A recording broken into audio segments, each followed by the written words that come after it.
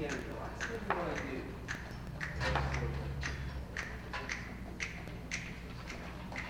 Here we go. Beginning. Playing the blues. 1, 2. 1, 2, 3,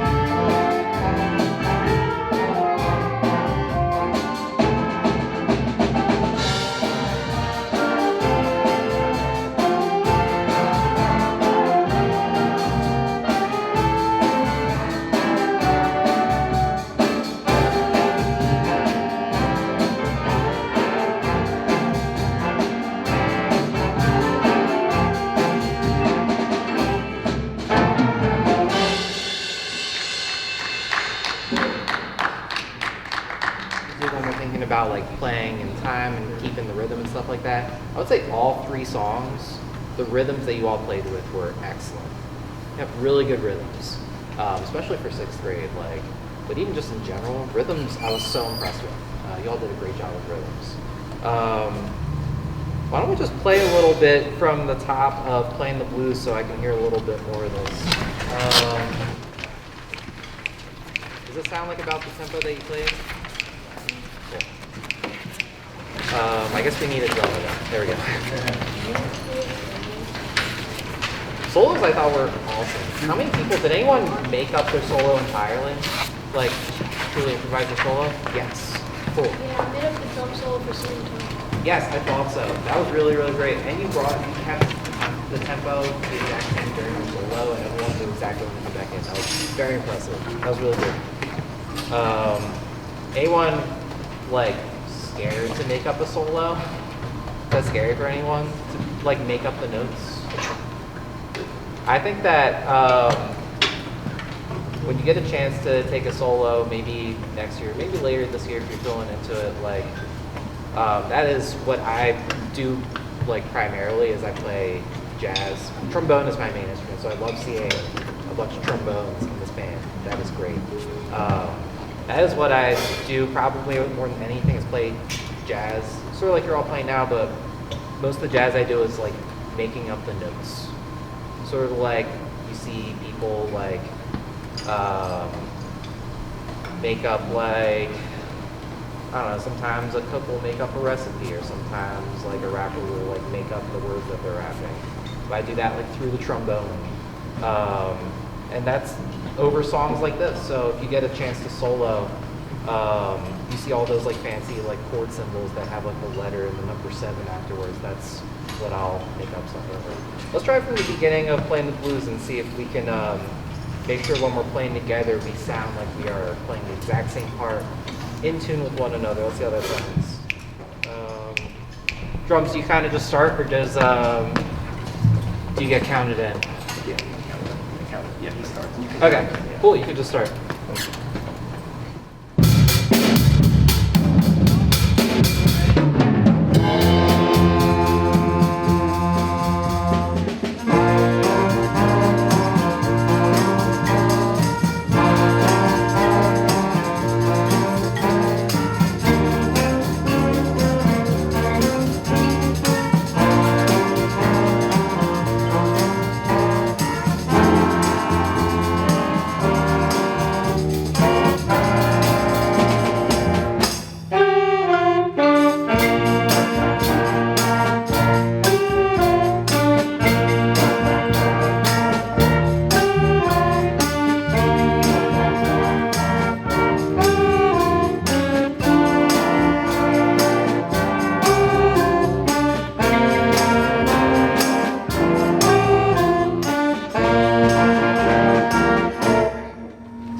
Right before the flute solo.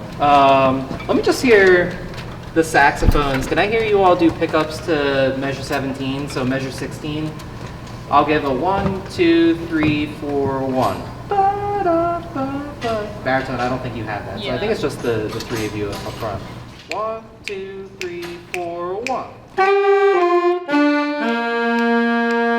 And 1. Hear the alto saxes play your E and tenor play your A. Can you just hold out that first note? Ready, and. So I'm hearing a couple different interpretations of that note right now. Let me just hear tenor. Let me hear your A. Do you think you could, like, you ever eat like the most sour candy you've ever eaten, like Warheads or anything like that? Now it makes your face go like that. Can you try doing that a little bit when you play that note to see if we can make the pitch go up?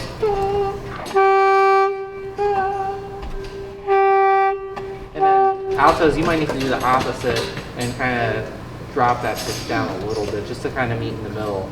Let me hear your E's. Ready, and. Can you go, and like drop your jaw a little bit when you play? Try that. The pitch can kind of dip down a little bit. I think altos, you kind of need to dip that down a little bit. Tenor, you need to bring that up to try and match a little bit. Just because what's happening when you play that first note in measure 16? Like, what is the rest of the band doing? Any ideas? They are resting, so that note is just very prominently heard. So I would try your best to take out a tuner. Any of you have like a tuner on like a phone or something like that? Any of you use that tuner that has like the green smiley face? That's the one that I like. Anyone have no idea what I'm talking about? There's a tuner that is a really good one that is called, I feel like this is important information, tonal energy. And there's like a little green smiley face that gets bigger if you play in tune. That was my favorite. So yeah, work on that A. I think that would be helpful. Brass. It's great to hear you all play up here. I'm sitting like a football field away in the very back of the room, so sometimes it's kind of tough to hear the brass from back there. I think one thing that could help be heard is just getting those bells up a little bit and out of the stands. And actually, something that I'll do is like, I'll keep my stand a little bit like diagonal, so that way I can kind of get bell out, yeah, and then eyes on the page. Trombones especially, just on the right side, yeah, exactly. Cool. I think that was kind of the main stuff with this one. Overall, I thought you all did a really good job with this one. Swing time. Why don't we take out that one? I don't know how much I want you all to exactly play. Saxes in this one, I thought your articulation was so good. Doing the slow when they're written, that's like such an important thing. A lot of long notes in all three songs, for the horns especially. When I have a long note, I like to kind of give it some direction to make it a little bit more interesting sounding. So look at measure 41 in swing time. Something that I would like to do in a song like this is like add a little forte piano crescendo or forzano. Does anyone know what that means? Anyone ever hear that before? Who wants to explain for the rest of the band what a forte piano crescendo is? Do you want to explain? Yeah. So you start like loud and then you get quieter. Start loud, get quieter, but there's one more part of that, the crescendo, right? What does that mean? You go loud, quiet, Yeah. loud, back up. So if I'm playing at 41, I would like to go like, what's the tempo for this one? 120. About the same. Yeah. Like around here. So if I'm playing at 41, I would go ba ba doo da ba ba doo da, and I would like hit that accented note on the end of 4, nice and hard, come down, and then grow. And that'll give the drummer some room to kind of fill and be heard with the fill, because it'll be a little bit quieter for the drums. Let's try, can we all just play at 41? Let's see what that sounds like. I'll give you 2 measures. 1, 2, 1, 2, ready, and.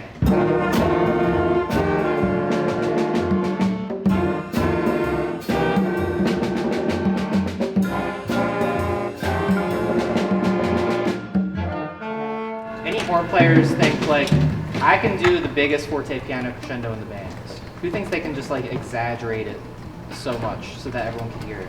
Anyone want to be my example? Who thinks that I can give the best forte piano crescendo? Anyone? Any volunteers? No. Why don't I hear the trombones? I'm a trombone player myself. I want to hear trombones give a nice strong forte piano crescendo. So ba ba doo da. And then where are they cutting that note off? Are they playing it all the way to 1, or are they resting on beat 4? You don't rest. Take it 1. Yeah. All the way to 1. So ba ba doo da da da doo da, and I guess just breathe where you gotta breathe, you know. Trombones. Let me hear you all, and euphonium too. Let's hear the 4 of you play at 41. 1, 2, 1, 2, 3, and.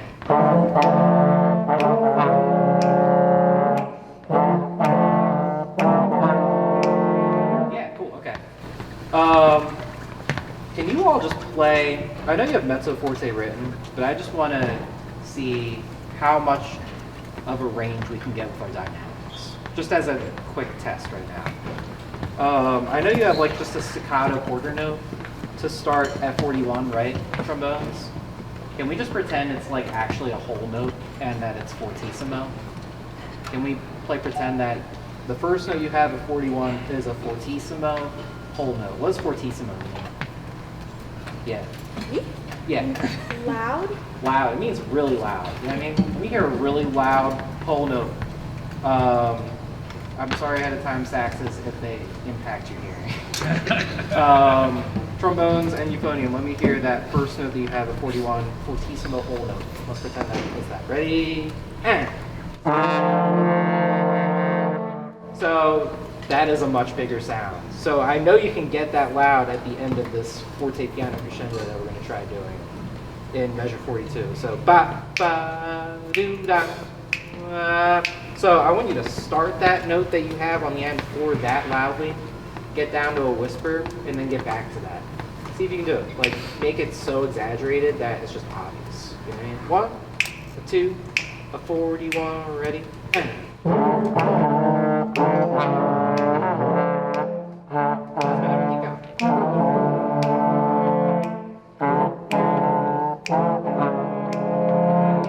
So I'm definitely hearing the crescendo more, and that makes it sound so much more interesting. I think the missing thing is just that accent at the beginning, the forte of the forte piano, you know what I mean? 3 minutes in. We got 3 minutes? Okay. Woodwinds and trumpets. Let me hear you all try that at 41. Let's try that.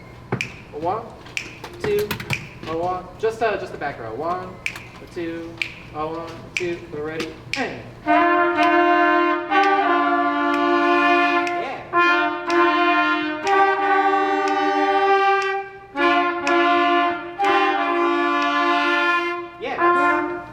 I love that sound. That is making something that is just a long note and making that long note so much more interesting for me as the listener, you know what I mean? Rhythm section. In this one, I thought you all did a great job.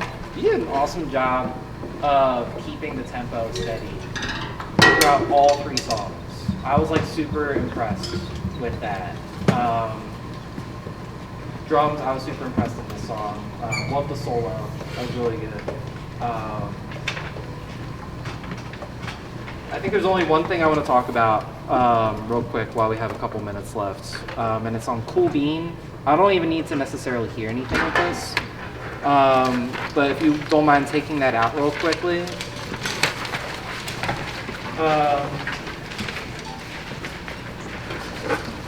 This is kind of something that I was alluding to with the last song in terms of if you have the melody, make sure that you bring that out. And if you don't have the melody, make sure you do not bring that out. So I just want to ask all of you a couple questions to see if we know who has the melody when. Let's see, measure 9. Raise your hand if you think that you have the melody of measure 9.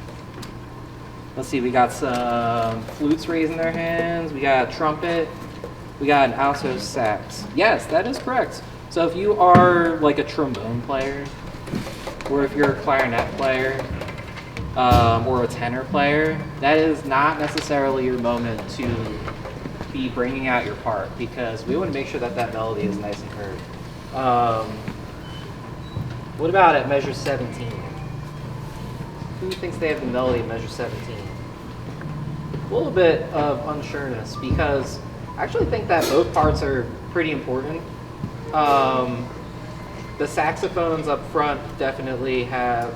You were playing the bass part for a lot of it, right? Yeah. Do you ever play the part with the saxes, or are you kind of just doubling the bass most of the time?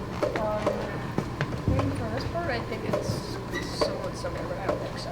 Yeah, you did an awesome job playing in tune with the bass the whole song. That was really good.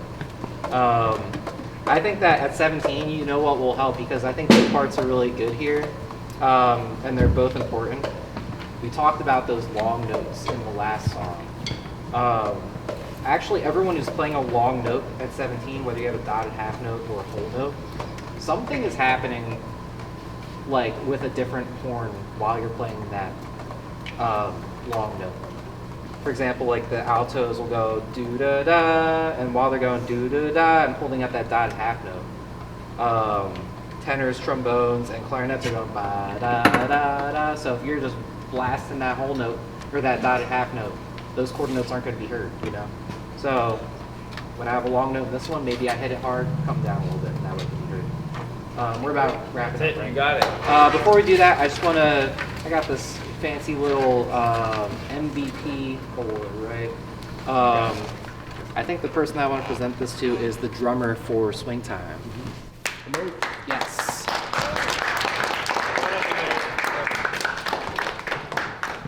Here you go. What was your name? Amo. Amo. Cool. Congratulations. Thank Here you go. Awesome job. Thank you.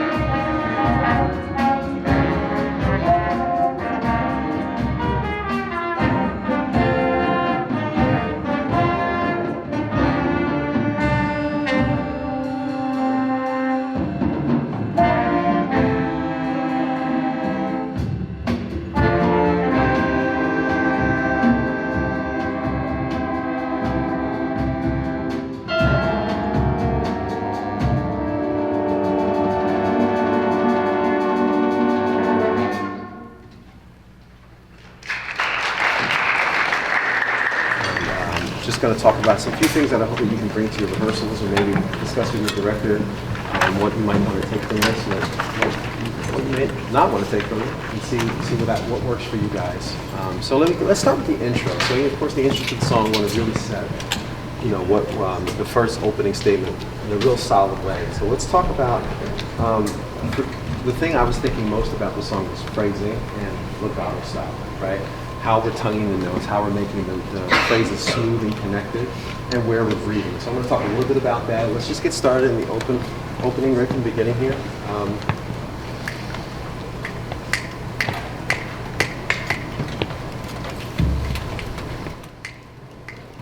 Is that right?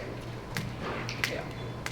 1, 2, 1, 2, 3.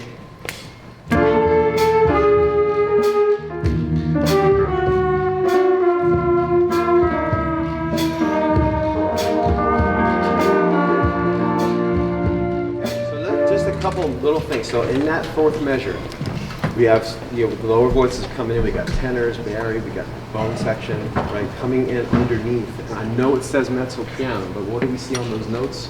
We see some articulation, right? We see some. I'm going to bring that out a little bit more. So can you make sure that you start that note, not louder, not play the note louder, but start with a stronger ta articulation. You come in with that note, one ta. So you're either on the and of 1, you're on the and of 2. Okay, and when you come in there, and that goes for trumpet 1 and trumpet 3 as well, right? So we want to come in with a slightly stronger ta articulation and make sure that we're supporting our air, right? Because when we don't support with air, we take a little solid breath, or we're always going to be a little bit out of tune and not so sure about that, okay? So when you come in, especially when you play soft, you want to take a bigger breath in before you come in. You have plenty of time to do that, especially on that fourth measure. Let's try that opening again. Ready? Nice and smooth articulation to the very beginning. Trumpets, make sure you're listening down to altos and matching the volume. So you're nice and down. Here we go. Ready? 1, 2, ready, and.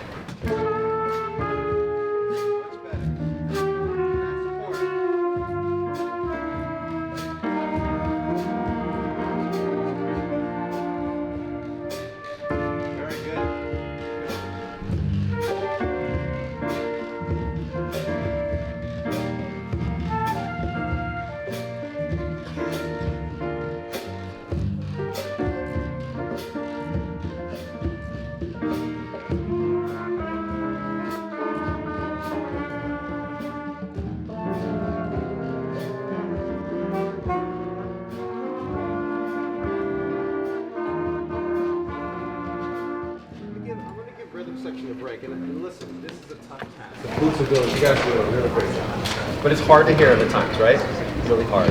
So our challenge, whenever the melody is playing, who's the most important voice? The melody, right? I'm sure you talk about that all the time, right? When you listen to your favorite music, the melody is the most important voice that has to be heard. So your job, as hard as it is, and did you hear a difference, by the way, in the opener? How you played that? Solid, the intonation improved, the sound improved immediately, and I think it's because you were thinking about how you were breathing. So you want to keep that same thought process going throughout. I just would like to hear a rhythm section take a break. Let's start from 13. Ready? Start from 13. Let's just hear how we're sounding in the winds. Here we go. 1 and 2, and remember, we're playing underneath the melody. So let's play the melody, but play underneath that, and see if we can still play at a volume where you can hear them as best as possible. It's going to be a challenge. Here we go. 1, 2, ready, and.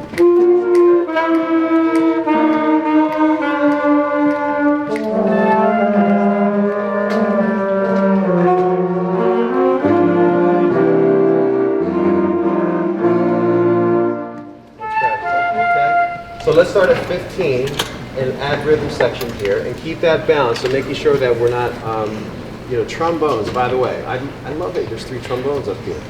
Really cool sound. We got a nice powerful voice on lead trombone. Can you guys play up to match that? Okay? I don't want you to play louder, that's to say, but I want you to be able to have, because the lower parts are actually going to be harder to hear when you're in harmony, right? The top voices are always going to come out easier. You can actually maybe, with support, back down a little bit more, and you two can come up a little bit more, and then you create a little bit better harmony there, so you can hear all the parts that you can do. So let's start at 15. Ready? Everybody? 1, 2, soft, big breath.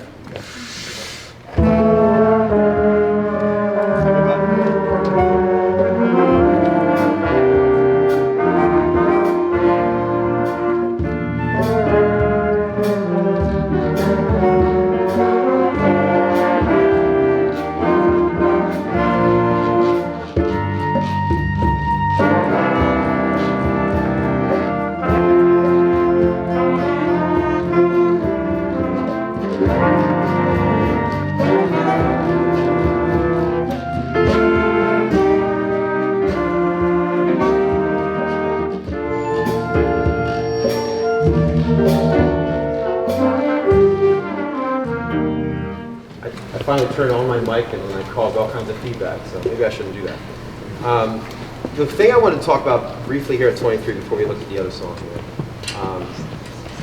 Whenever you have a note that you're holding out, right, you always want to think to give that note some movement, some direction to it, right? So if the note just is a whole note tied to half notes and you don't move, it just kind of dies. It loses its energy and music. So maybe when you're coming in, at like 24, boo-da, 2, 3, 4, that like it's just a slight lean into the next measure. Ba, boo, da, da, da, da, da. Same thing, all the way through to 31. Let's just see if we can shape this underlying part going up from, like, say, 23 to 31 with rhythm section. Can I hear everyone at 23? I'm sorry, at 23. Ready? 1 and 2, and 1, 2, 3, 4.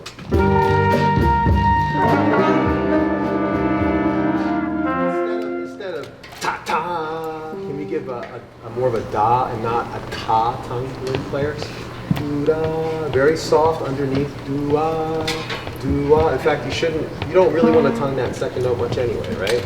Just a little bit, very, very light on the articulation. 23 again, 1 and 2, and soft, 2, ready.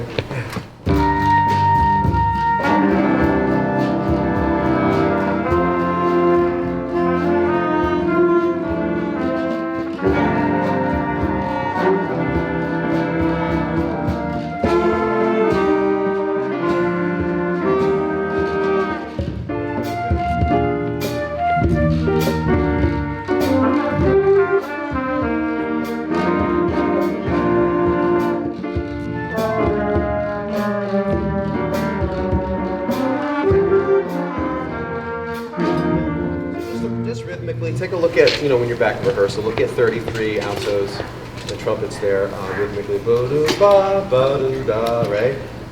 Making sure we're all on the same page with that. And really, that's the key, is how we're starting these pitches and how we're sustaining these notes through all these phrases makes a big difference. A lot of your releases are good. You're releasing notes together, releasing them as a section, which is really good. So just kind of coming to a uniform articulation. A lot of times when we're starting these phrases underneath. And now we come to 47, right? So 47 is kind of like this song's shout chorus. Are you familiar with that term, shout chorus of the song? So that's kind of like where you make like a big win statement to a piece, right? It's like everyone's kind of playing a little bit louder than before. Everyone's kind of playing a more impactful statement of the music. So can we just hear just a little bit here at 47? How much time do I have here? We started early too. That's no worries. Okay. All right. So we'll just do this a little bit, and then we'll go on to the other song.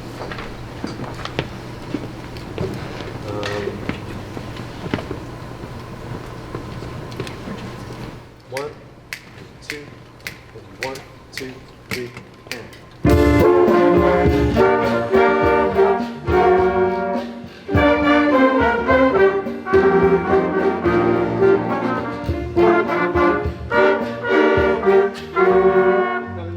Right? Ba da doo doo da doo da da da. Let's make some of those notes a little bit longer. I would say, just to change your articulation around. Again, if you disagree with me, just say ignore what that dude said when you go back to rehearsal. But I think that would be really cool to connect those legato eighth notes together, like we'll measure 49 and 50 a little bit better. Ba da doo da da da da da da doo da da. Da da da da da do do da da da da do da. Okay, let's see if we can play that a little bit more together, starting from 47. Let's try that one more time. Ready? 1 and 2, 1 and 2, 3,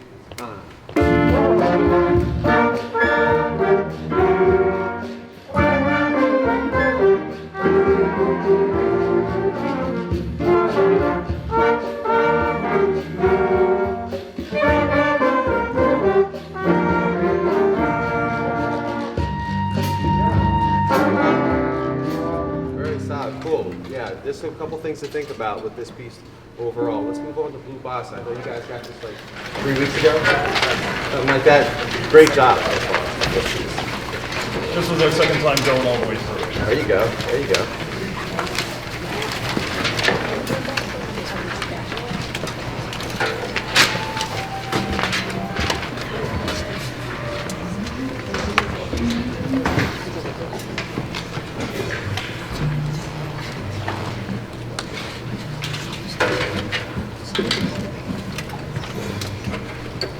Let's just start, we'll talk as we'll get started from the beginning here, okay? Here we go from the top.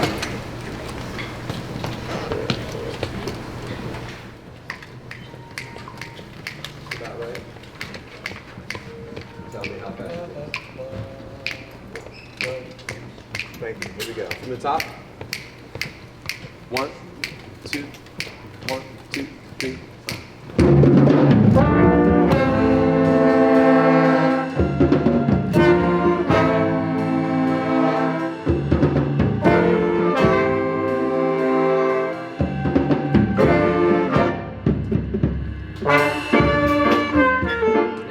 Talking dynamics in the last piece, this song stood out as a real positive so far. So you guys are doing a great job shaping these lines. Can I ask my second, third players in this section to play up to the lead players in this section, play out a little bit more, and let's see what happens to the sound. I don't want my first players in the section to play louder. I want everyone else to play up to them. Okay? Take that deep breath and solidly play through that phrase. Here we go from the beginning. 1, 2, ready,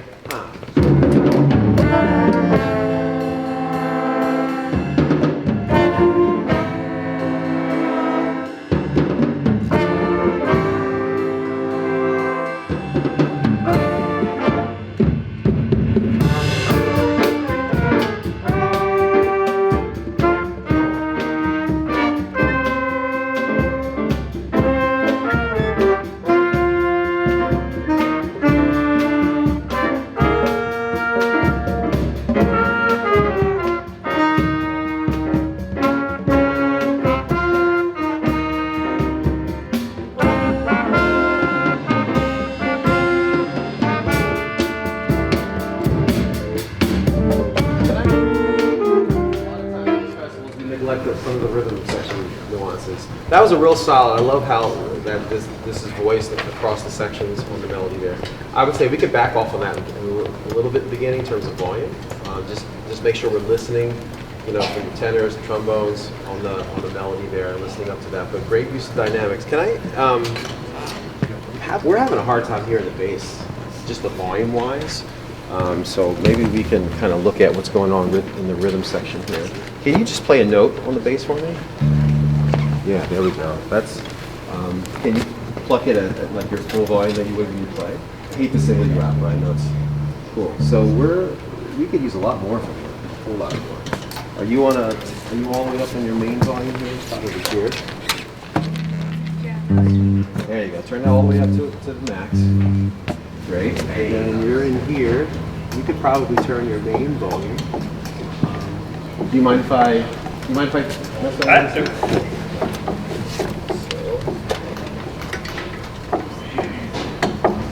Definitely don't want to take out the bass. So you had all your bass down, by the way. So let's try that again. Play note for me. Oh, there's a big sound. Cool. All right. Can I hear a little guitar? Yeah. Oh yeah, you can get this spot too. Are you all the way up here? There you go. All right, let's see what it sounds like now. Okay.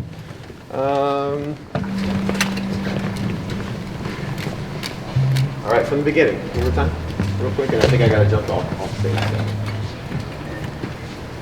So when you're playing on an amped instrument like this, I would always start with the knob on your instrument itself being at a 10, like all the way up tone-wise, like turn your volume all the way up, and then to the amp, start with everything in the middle. Okay, so you had like the bass turned all the way down, the mids turned all the way down, it was like completely removed from the sound. And same with guitar, like you had your volume down a little bit. So you guys aren't getting amplified any other way except from your amp. So just make sure you double check as a player. You know, you want to check that yourself. Okay, so just as a thing to think about. Here we go. From the top, just a little bit more. We'll go through. Here we go. And by the way, I love, I do need to point this out. For me, I'm a big stickler on horn angles, right? Your sound is directional. So wherever you're placing your instrument, especially brass, that's where we're going to hear you. So great job when you're keeping your bell up and not buried in the music stand. That's a really positive thing. It means the audience is going to hear the hard work you're doing. If you're playing down here into your stand, the stand gets to hear it, no one else does. So you might be playing your full sound. I'm sure you've never heard that before from the director, right? Never once? All right. Keep it up. Here we go. From the top, let's just see if we can get a little bit more rhythm section. 1, 2, 1, 2, 3.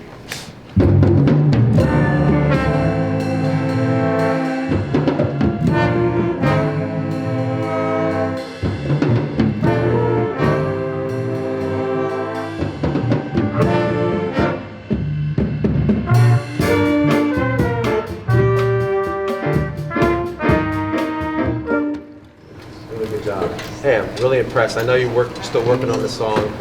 You did a good job for the amount of experience you've had on it. I know you're only getting stronger on it, so hopefully these comments have been beneficial to you guys. We do give out the MVP award. The MVP award that we decided it was going to go to Mr. Patel, our trombone player. So,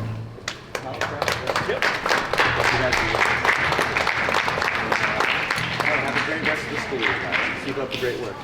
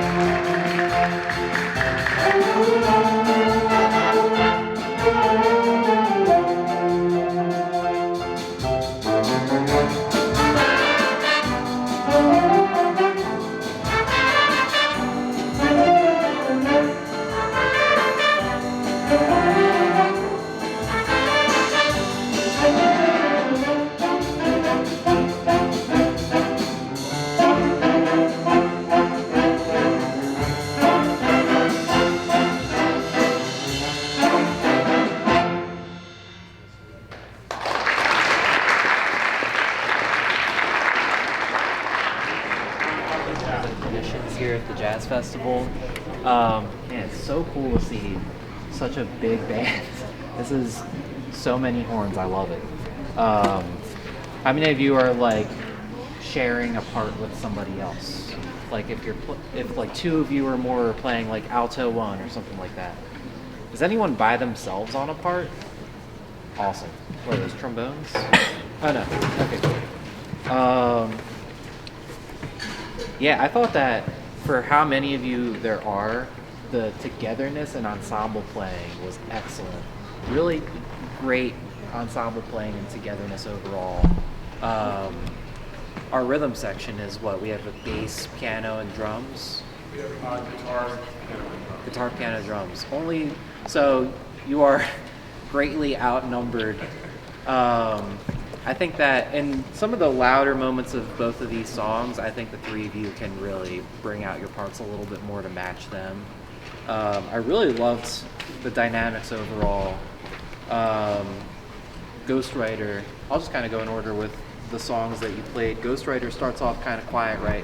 I thought that the build was excellent. Rhythm section, I think the three of you can match that dynamic build and start off a little bit quieter, and it would make it so much more exciting from a listening perspective to get nice big loud drums, piano, and guitar. When it gets to a louder portion of the song, like when we start getting into like measure 25 and stuff like that. Especially, we got fortissimo at measure 33, so just making a really big difference between what you're playing at 33 and the top of the song, I think would be really helpful. Do we all have our instruments out? No. Some of us? Cool.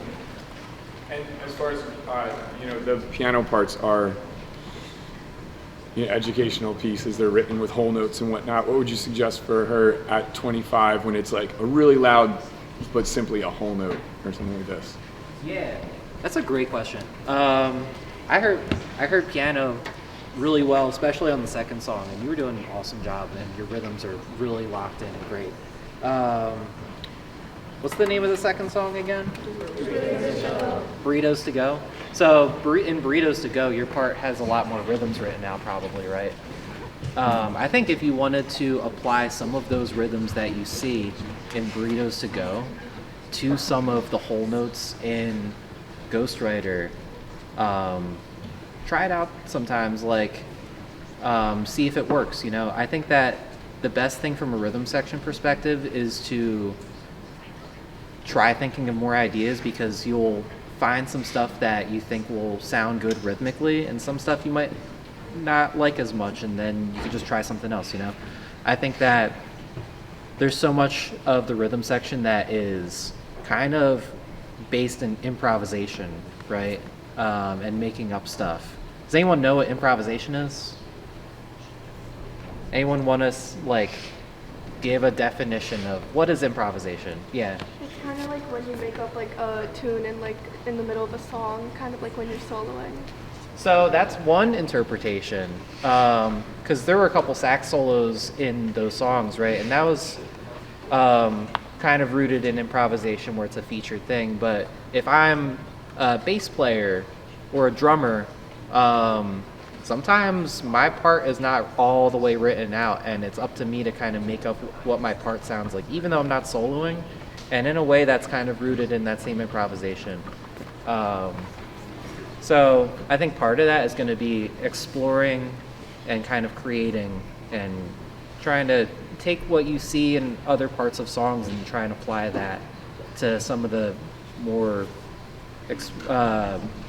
sustained parts and seeing if you can find something that you like, That's what I would suggest. Yeah. Let's see. Because there are so many horns and so few rhythm section, the three of your jobs are so important for keeping that time steady. So I thought you all did a great job of staying together. There are some moments where it's like just rhythm section, super exposed, and I think in those moments keeping that steady time, especially in those fills, is super crucial. There are a couple of fills in both songs that I think that it was a little bit unsteady with the time, so I'm breaking out that metronome and I'm practicing all those fills that I'm working on with that metronome and seeing if all my beat ones can be lined up, For all the horns, I want to talk about, we probably don't have a lot of time, but I just want to make a general thing about articulation. What does articulation mean? Anyone know what I mean when I say articulation for horns? Yeah. Like tonguing? Yeah, like tonguing, or sometimes it is, Tone is a little bit different, but I like to think about articulation as what I'm doing with my tongue to kind of create the shape of the note. And sometimes that is the beginning of the note. Sometimes that is the end of the note. And some instruments have an easier time doing things like slurs. If anyone who's a trombone player, I see a few trombones, that's my main instrument. Trombone, we have the hardest challenge with slurs because we have to tongue every single note, as opposed to trumpets and woodwinds where we can press a button or a valve and change that note. I noticed the saxophone section overall did a really, really excellent job with playing slurred, which I think is super important for a song like Ghostwriter, where in the swing feel, I think so much of the swing feel is about the connection between the notes and also just like the kind of sporadic nature of the articulation. Like sometimes some notes might be louder than others.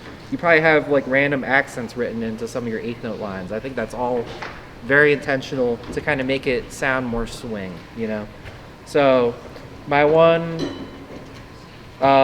room for improvement for the brass instruments in particular is try to connect those eighth notes more. I'll give you an example. If I'm a trombone player, looking at like measure 23, that part's pretty tricky for the trombones, right? Because you have to go ta da da da da da da da, making all of the ends of your notes connect to the beginnings of the next notes. That would be my ultimate challenge for you all, is really just making it sound as connected as a saxophone. Those are my main things. Yeah. Very helpful. Any questions for me about anything that I might have heard from out there? No, just as far as the relationship between melody and everyone supporting that melody, how do you suggest kids go about in real time, because it's not always written on the page, addressing your role in those 8 to 16 measures? Yeah, you bring up a good point. It's not always written in your part. So do any of you have like a pencil with you during rehearsal to write stuff into your parts? I've been playing music for a lot of years, definitely longer than all of you have been alive, and I literally still just always keep a pencil in my pocket, just like it's habit. And I'm always writing in something that I think will be helpful. Like, these parts are meant to be written on with pencil. Make sure not pen, unless it's a copy, but no, not pen. But I'm always writing in something like melody, and then I know to play that part louder, Sometimes it's really obvious and you have someone like a soloist that's standing up and playing. Both those solos were really great, by the way. Who were the people that took solos? Yeah, that was awesome. Really good job. Sometimes it's obvious, sometimes it's not so obvious. So yeah, I'm always just have my pencil close by, and that's the best thing I could suggest. Cool. I think that's pretty much it. Cool. Yeah.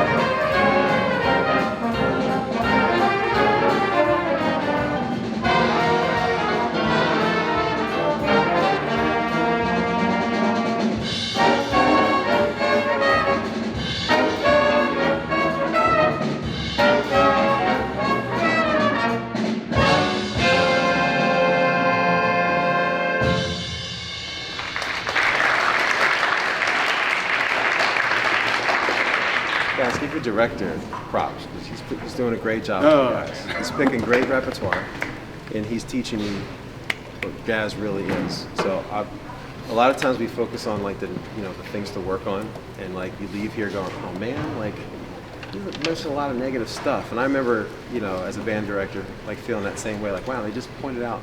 The problem is I got like a few minutes with you. And I just want to give you some helpful things that you can take to your rehearsals, but it's by no means a reflection of your entire performance. So let me start with the positives. Fantastic sound, upright bass, loving it. I'm loving the guitar, I'm loving the rhythm section, I'm loving the balance between sections. Trumpet section, intonation, quality tone, the sound you're given is really clear in the very back of the audience, which is like fantastic. So you keep up the great work. It's just a full, well-balanced ensemble, and great music selection. So you're featuring a lot of different styles. You're featuring your players in the right way. And so great job on that. And so I want you to know that we're really happy with what you're doing. Okay. Now comes the stuff that some tweaks and things to maybe think about and bring to your rehearsal. Up to your director how much he wants to do this, but just some things that I heard. So in the first song, if we just take out Big Sloppy. I think we kind of settled into a tempo that we were happy with from the beginning. Like maybe we started a little bit hot and settled in. I don't know if you wanted to really get that tempo in the beginning. Yeah. But it was locking that in and just like let's get started in the song, and then I'll stop and mention a few things along the way. By the way, I'm a big stickler for this. Like brass players, your directional instruments. So wherever your bell is, that's where your sound goes. Trumpets, wonderful. I would love to hear more of the middle row, the bones, a little bit more, because I know you're playing back here, but if I can get your sound out to the audience more, it would really add, to the performance level. Because I hear you at times when you're exposed and the band's lower behind you. I can hear you working hard. So maybe think about how you angle your stands and how you play with that bell straight out. Just something to think about as you bring back to your rehearsal. Saxophones, intonation. Watch that, one of these big unison lines, right? So let's get started and see if we can lock into this tempo right from the beginning.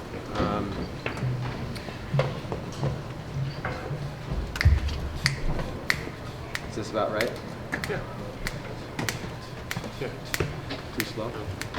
No, we tend to play faster. Okay. But yeah, no, that's just, 144 is pretty good. Okay. One, from the beginning. Two. One, two. One, two, three.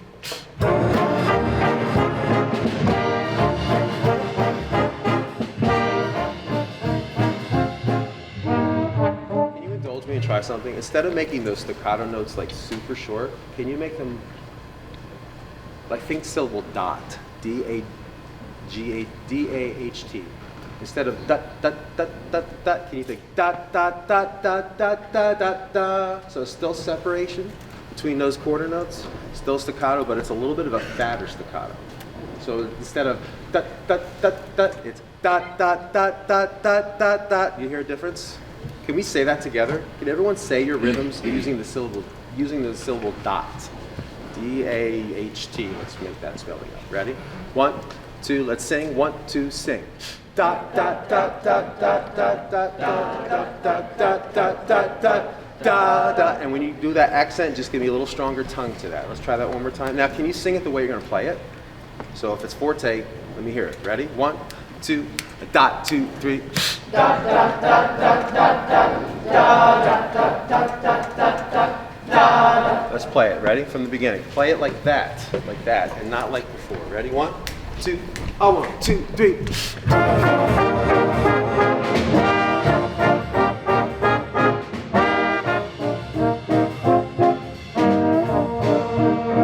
Did you hear a difference or no? Be honest with me. A little bit? A little bit? Let's sing it one more time. Ready? You cool with that? Yeah. All right, here we go. Ready? 1, 2, let's sing. 1, 2, 3.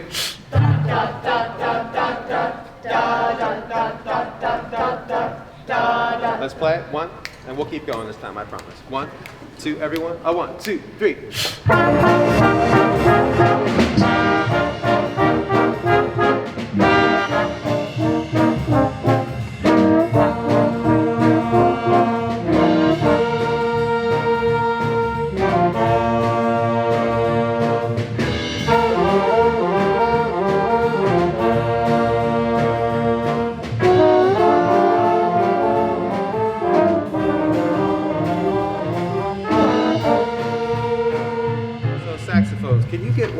these eighth note stuff, and it comes up in other songs too. Da ba doo da ba doo da ba doo ba ba doo ba. Do you see where the accents are? They naturally kind of accentuate certain parts of that line. If I were to sing it, that's what I would have done naturally. Da ba doo ba ba doo ba ba doo ba ba doo ba. Right? So instead of making sure every note is equal weight, let's bring those notes out a little bit with slightly more tongue. Da ba doo da ba doo da ba doo da ba doo da. That's what we want the listener to catch on those eighth note lines. Can we play it more with those accents, just a little bit more present there? One, right from, where are we at, 13? One, just saxes. One, a two, a 1, 2, 3.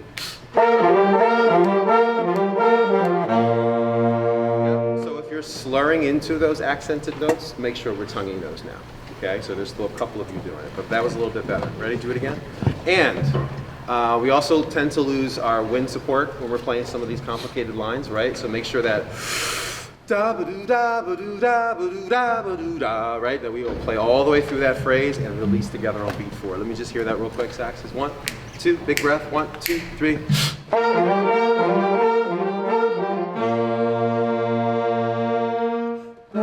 And as long as we're off on 4, we can take that breath together and we have a clean release to that. Very good. You hear a difference on that a little bit? So let's make sure when we're tonguing, definitely tongue the accented notes there. Everyone from 9, we'll just do a little bit more. I don't have a lot of time, and you did 3 songs, so I want to kind of touch base. So let's just do 9. The tempo, consistency from the beginning, clean that right up. That was really nice. Good job there. I could use more bass. Can you give me more here? Okay, ready? From 9, everybody. 1, 2, 1, 2, 3.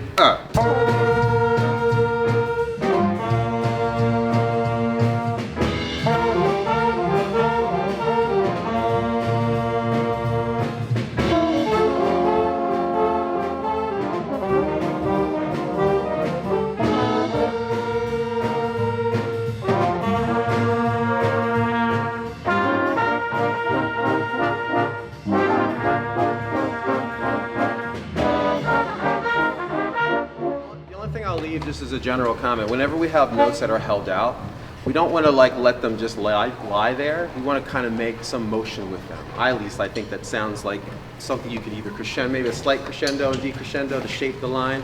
Ba ba ba dum ba. Like slight. It doesn't have to be massively exaggerated, but rather than just holding the note, it kind of just. It doesn't make any interest, it kind of dies a little bit. So if we kind of shape that a little bit, trumpets when you come in, pickups to 25, we'll just do a little bit of that. I promise I'll move on. I'm having fun, sorry. If I kick me off stage, kick me off. Here we go, 1. I'll give you pickups, so I'll go 1, 2, 3, 4, 1, 2. Da da, ready? 1, 1, 2, 3, 4, 1, 2.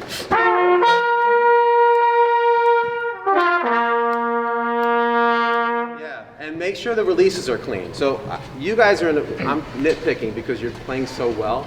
So maybe you all come in very well as a wind section, but make sure your releases are clean.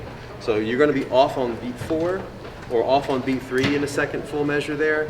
That 8th note rest, make sure that's something that you guys can hone in on just to get a little bit more out of it. Let's go to the next song. Okay. How much do I got? 2. What would you like me to focus on? Anything? Whichever. I mean, there's probably more to do the last one. The shout. Oh, that's right.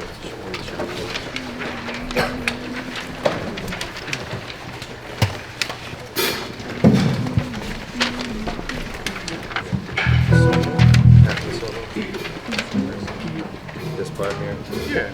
Yeah. Great soloist, by the way. Let's focus just on a minute or two here on 53 out of the solo section. So pickups to 53, saxes.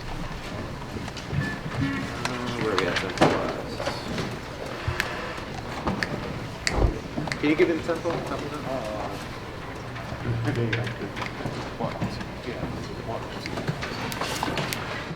Yeah, just about what should. Okay. Yeah. 1. Here we go. Right, everybody, please. 1, 2. 1, 2, 3, 4.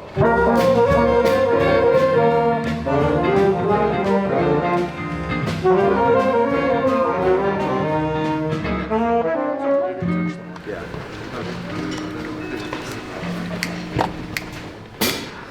Can we take it even slower?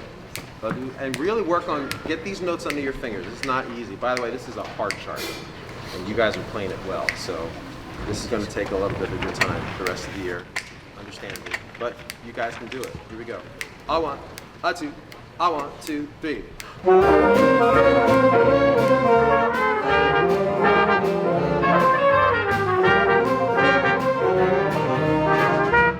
I actually would recommend taking this whole thing slower in rehearsal.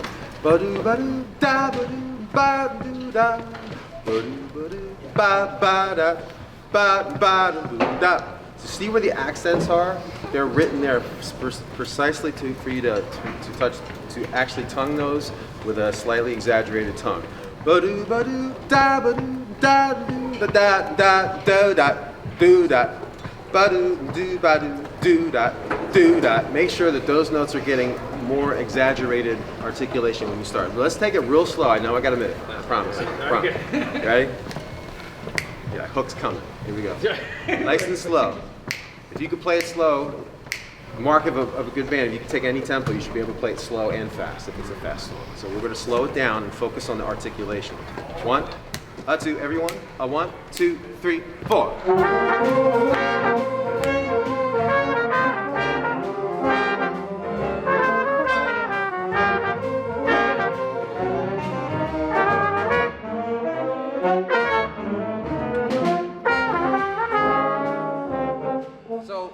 I'm done. So what you're going to do, and I know your teacher's going to walk you through this is a song where you got to get it under your fingers and take it slower, break it down to articulation, and just kind of clean up some of the things. But it sounds, I mean, you guys are doing a great job. And we decided back there to tough decision. We gave the MVP award to our guitar soloist. So congratulations. Thank you all for being here.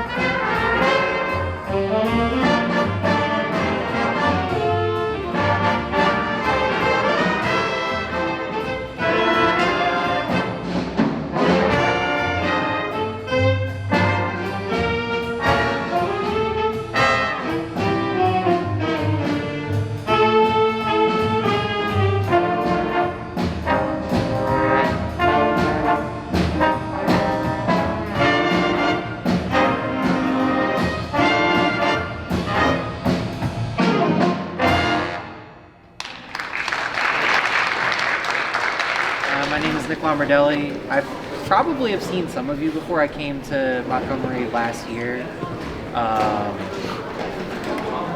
So I see some familiar faces, I think, amongst Who was some of around you. for Atomic Fizz? Yeah, I was playing trombone with them last year. That was a lot of fun. I had a lot of fun doing that. And piano, too, I think. Yeah, that's true. I like a lot of the things that I heard. Mr. Brennan did not pick easy music for you all. I thought you did a really great job with it. Raise your hand if you took a solo. I thought that all the soloists did an awesome job. Really, really great job. Did any of you just like straight up improvise and make up your thing on the spot? That is like really impressive, especially from middle school. I thought that like style-wise and like with all the improv happening, like you did a really excellent job overall. There were a couple things that I want to go over though. Some things that I thought could use some work. We're gonna work from the beginning on, so we'll start with the samba.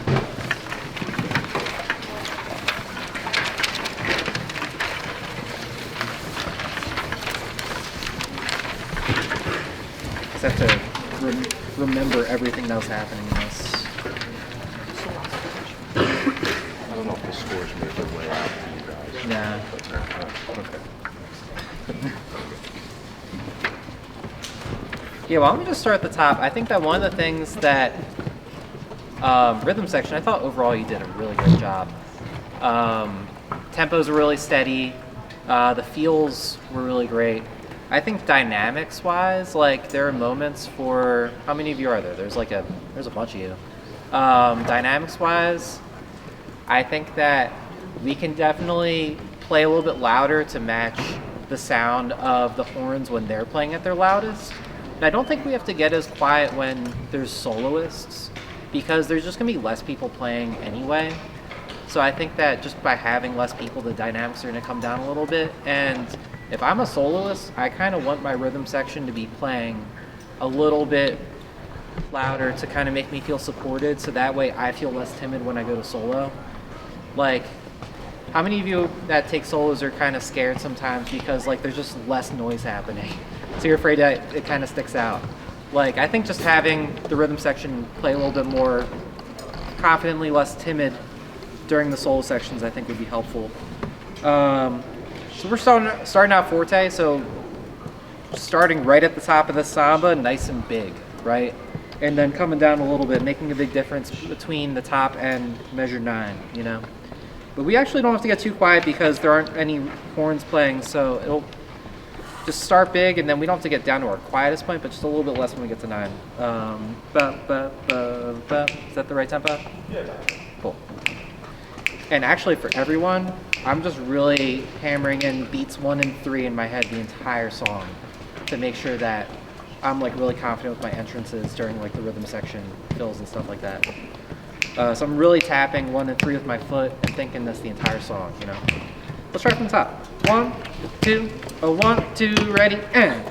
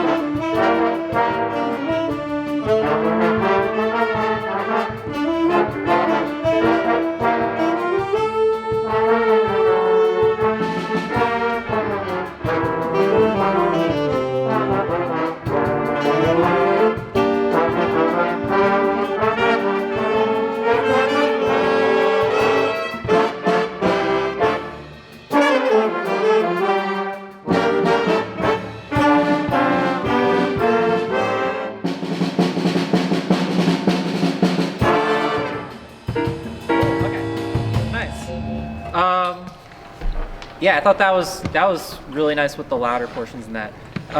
Drummer, what's your name? Was it? Okay.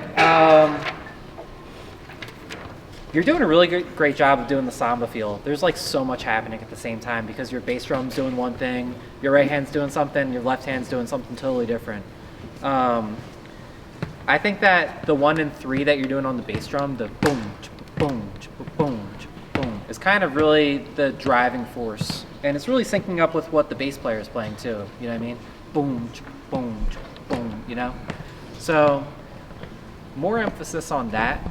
And the more that you can lighten up everything else, even like your right hand is just doing a lot of, you know what I mean? Like, not all of those have to be played at the exact same dynamic, but like accenting beat 1 and 3, and I think that could help. Can I just hear the rhythm section by yourselves at like measure 13? Let's hear just rhythm section measure 13. 1, 2, 1, 2, ready, and.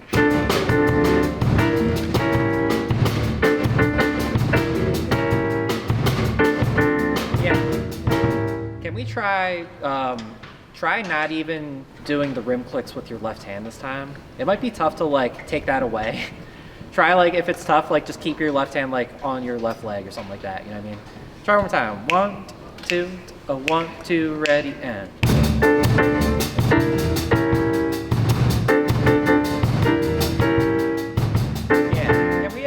Can we just all go from, what's the part where all the horns play? Like measure 29 and try doing that same thing. Like get rid of that left hand. I just want to see how it impacts the horns. You know what I mean? Measure 29.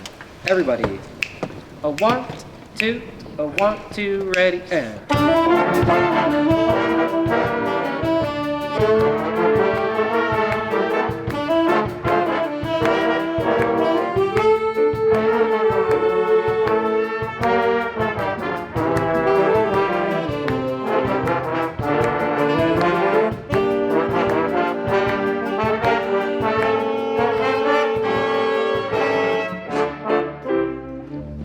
Could you all hear me like clapping 1 and 3? Was it easier to hear your rhythm like while I was doing that? Now here's the thing is like, you all need to hear that in your heads even though there's nobody. Mr. Brennan, I don't want him like doing that while you're all playing, you know what I mean? But if you're all hearing that like in your heads, in correspondence to your part, then everyone's gonna be more together. I would say most of the times that you're coming in together, it's really together. But every now and then I'll hear like a few people kind of like jumping the gun or something like that. So it could really tighten up and sound even more unified. And there's like 20 horn players or something like that. There's so many of you. Getting all 20 of you to play at the exact same time is not easy. But if we're all thinking the tempo the same way, that's what's really gonna help. That was my main thing for that song. Nice and easy. I thought that rhythm section, you all absolutely crushed this song. It was such a solid rhythm section feel throughout the whole thing. Horns, nice and easy. Not easy to tune. Really, really hard to tune this song. Really, really difficult chords. Oh, and there's flugel horns too. That might explain some things. Yes, that's definitely. Raise your hand if your flugelhorn was cold when you picked it up to play nice and easy, like temperature-wise. And the mouthpiece is a little bit bigger, right? So something that I heard was just like kind of flat flugelhorn, sharp saxophone. You know what I mean? Just from the nature of a couple things. One is the temperature. Raise your hand if you're cold. I'm just cold in this room right now because it feels cold in here. So, cold temperature, and also if we're playing at a softer dynamic, like this is the softest of the 3 songs. If I'm a horn player, that impacts me a different way depending on what kind of instrument I'm playing. If I'm a brass player and I'm playing quieter, my sound might get flatter because I'm not using as much air support. We can fix that by using more air support and just taking as big of a breath for this song for everything as we would for one of the other two songs. So making sure that you are taking in a ton of air. Saxes, if I play quieter, my notes might go sharp because I'm like kind of pinching off the sound a little bit, especially in the high register. I was noticing a little bit of that. Give you a 2-minute warning on that. Cool, okay, that's good because I don't really want to talk about too much else, but I do want to hear this at the top just to kind of hear what the horns sound like, because some of these harmonies are not easy. Let me just hear the horns, rhythm section, I don't need to hear you.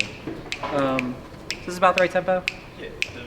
1, 2, adjust, horns, ready, and.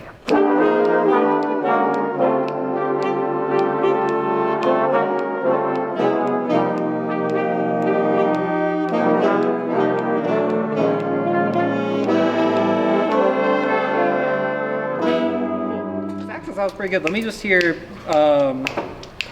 saxes and trombones. 1, 2, saxes and trombones, and.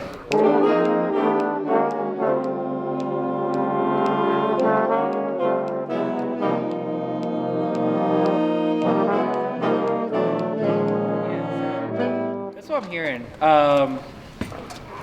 I hear the notes that I play more often in songs like B flats, E flats, Fs are pretty in tune. The notes that I don't play as often, I'm speaking in concert pitches right now, like B naturals, like a G sharp for an alto saxophone or something like that, or C sharp on alto saxophone, the toughest note to tune. You know, those are the ones that I need to kind of break out that tonal energy tuner with the green smiley face guy, and see if I can get that green smiley face on an alto saxophone C sharp. Yeah, I mean that's like not an easy note to tune. Or low B in 7th position if I'm a trombone player. Like, I know it's almost like some of you like can barely reach out that far because it's literally as far as you can go before the slide's on the ground. But getting that note to be in tune, because we gotta play some of those notes in the song, so it's something I could hear from back there. You know what I mean? And it's such a particular thing. Like, you're doing such a great job on so many things I can talk about. Tuning the difficult notes, but I think that's the next step for some of you. Yeah. Any questions? No, do you guys have any questions? It's okay to smile too. Yeah, right? A good time. You guys played well. Yeah. It's tremendous. And I got this little like plaque thing. I think that me and Mr. Heller are gonna give this to the whole rhythm section. The whole rhythm section. Yes. Look at that. Cool. For doing an awesome job. Yeah. All right. Thank you very much. I appreciate it. Yeah. It's Thanks, always Mike. good to hear your feedback. Yeah. So, Awesome. Cool. Great to hear you all play. I'll see you all around. say thank you.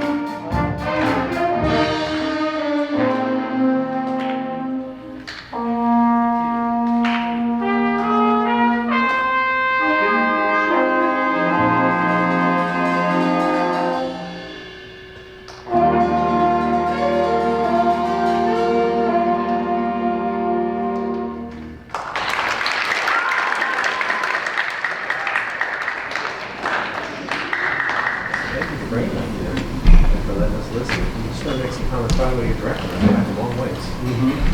That's right. Your school. That's right. It's good to work with the kids. Years past. Years back. My hair was darker and gets old. Yeah, absolutely. So this is for you. Okay. Yes. Thank you. And I'm just going to give you some comments, and like I like to tell all the groups that I work with, try to offer some little things that you guys can bring back to your rehearsals to help you guys the rest of the year. But of course, they always come across sometimes as like negative. Not negative, just some things to work on, right? Some things that we can think about to always improve. But your performance was really great. I have enjoyed the energy, a lot of positive things. So I want to start with some of those positive things. Great steady rhythm section, keeping it down. That's really great. I can hear the bass coming through, which is nice. It's a good bass holding, so that's what you really do a great job. Solid on the rhythms, just getting a nice groove on both songs. Keeping that steady. So kudos to you guys. And a lot of things, let's play a little bit. If you guys don't mind. Okay, so let's start.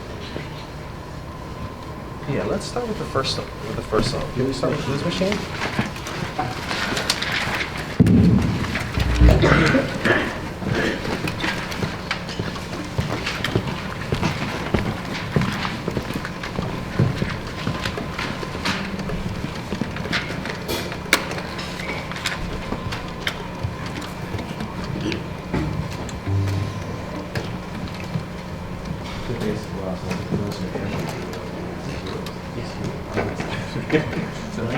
I do. I've got the Benjo, the new lightweight one. The road mode. You play I'm not actually. Anyway, can we start from the top? Here we go.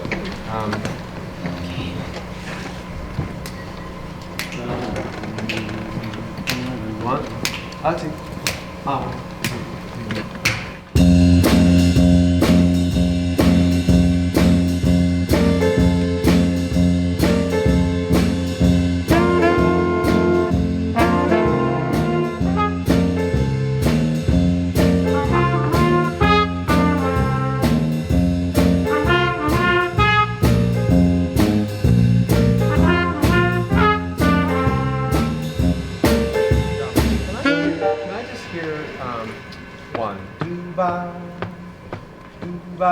do you notice where the accent is of those two eighth notes?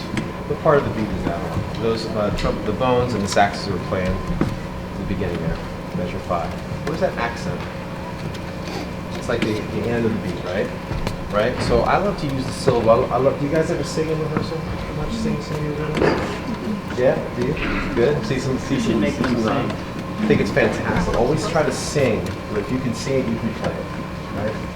That's my rule. So when you're coming in on this figure, 1, do ba, do ba. When I use eighth notes, I love to use the syllables do ba do ba do ba do ba do ba. When I'm singing at a string of eighth notes, whether you're playing a scale, do ba do ba do ba do ba do ba do ba do ba. Can you say that with me? 1, 2, ready?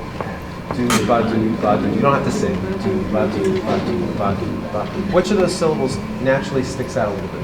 Do or the ba? The ba, naturally, right? It's not overemphasized. It's just a natural little emphasis, and that's kind of the sound we're looking for when we're playing swing, right? So you got this articulated right on your parts, right? 1, do ba, do ba, do ba, do ba. If you think do ba, do ba, do ba, ba, and can we sing that together, just a little bit, starting from measure 5? Everyone who has those parts, and then come in, whenever your part comes in. Ready? Measure 5. 1, 2, 1, 2, 3, 4, 1. Now wait a second. I got forte. Can we sing it like that? Don't be afraid to sing. Now they're shy. Nobody. They can't hear you. They can't hear you. Here we go. 1. It's just me. 1, 2. 1, 2, 3, 4. Do ba. Now wait a second. I heard some people went 1, do ba, and some people went 1, do ba. What's the difference? When we release that note. So we got to talk. So one thing you can focus on how you release some of your fingers. You're doing a great job playing the notes, So we're talking about attacks, we're talking about releases. So that note carries all the way through the end of the measure. 1, 2, ba, do, ba. Breathe on 1, right? Can we try that real quick? And I promise, your playing will sound to match that. After we're gonna play in a second. Stick with it. Here we go. 1, 2, ready, and 1. Do, ba, do, ba, do, ba, do, ba. Now, can we play that? With rhythm section, can you join us? We're going to start right on the 5th minute. 1, 2, 1, 2, 3, and. Second time.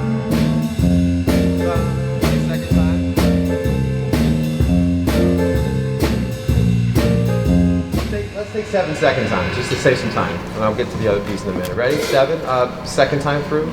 Second time. 1, 2. 1, 2, 3, 4.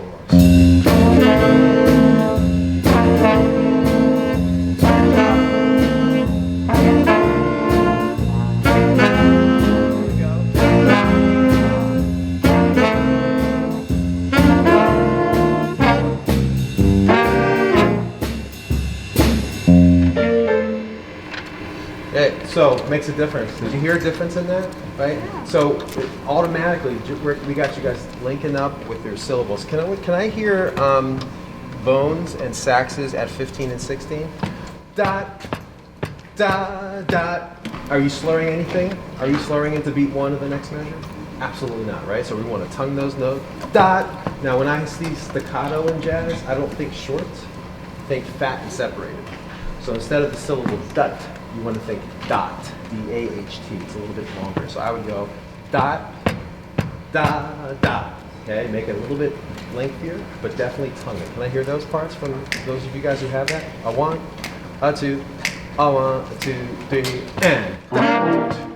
Good. Oh my goodness, that's like a whole different band. Did you hear that? Yeah. Very articulate, very clear. You guys, if you just work on those little things like that, singing the syllables, getting those articulations, making sure we're not slurring things that should be tongue, like things like that. You guys have a really, really great sound. How much time do I have? 2 more minutes. Oh boy, well, let's just. Is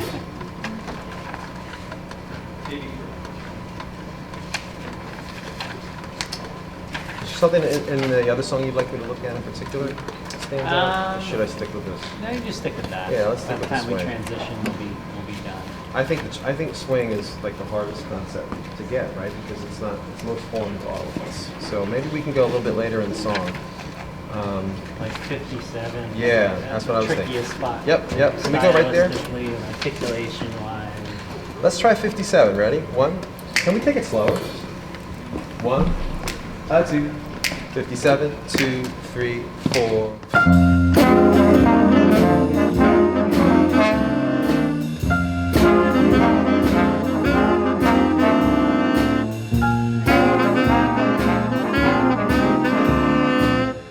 Same concept.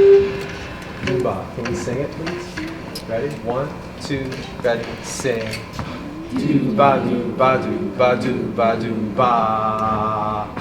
Dooba dooba dooba dooba dooba. Dooba dooba dooba dooba dooba. Do dot dot dot doo da. Can we do that much? Okay.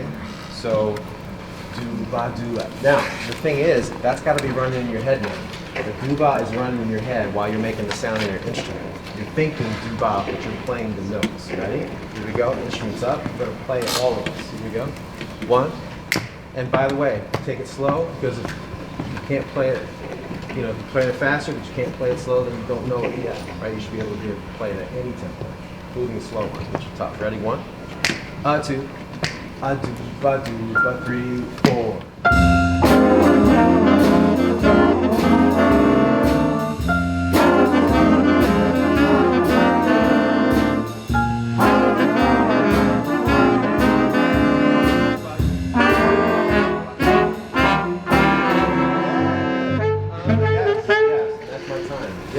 Right there, did you hear a big difference in just that phrase there? Beautiful, guys. You guys are on a roll. I wish you the best of luck the rest of the school year. You got a great sounding band. Thank you for coming out today. Thank you. It's my pleasure to work with you guys. So thank you very much. Thank you. Appreciate it.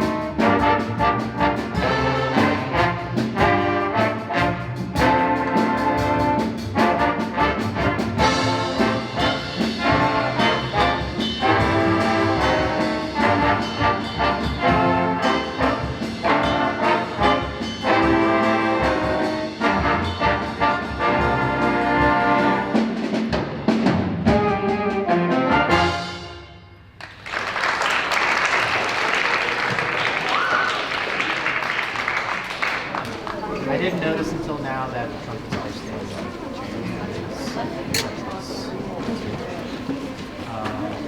love hearing you play. You did a really great job.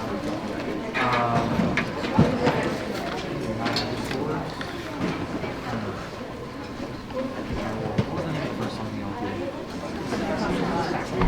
Yeah, can we start with the top of that? One of the things that I heard with that song, Sax to Max, was everyone played everything correctly. But I think from a style perspective and from just a song perspective, they can still make things sound more rhythmically interesting and more smooth.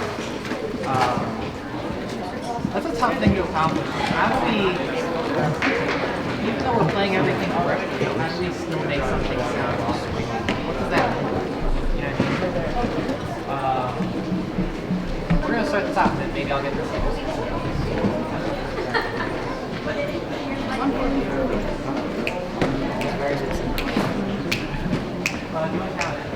Sure. One, top, saxophone. 1, 2, 1, 2.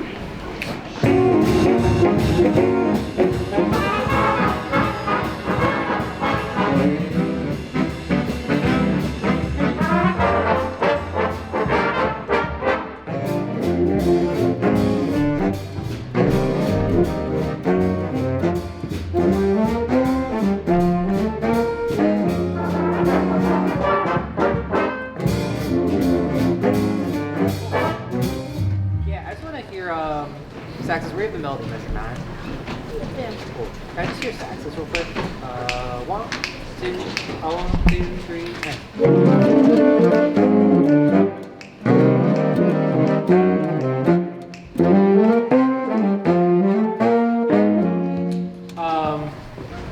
like I said, everyone's playing the right notes in the room. It sounds really great. I think that like we can do a little bit more with accenting some notes that.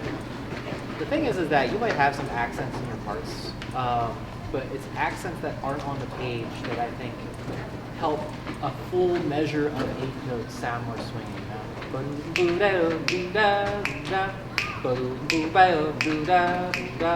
Like accenting the attitude. Does that sound a little more interesting than So can we really emphasize that? I mean, exaggerate it. You know, give that a try. Just saxes.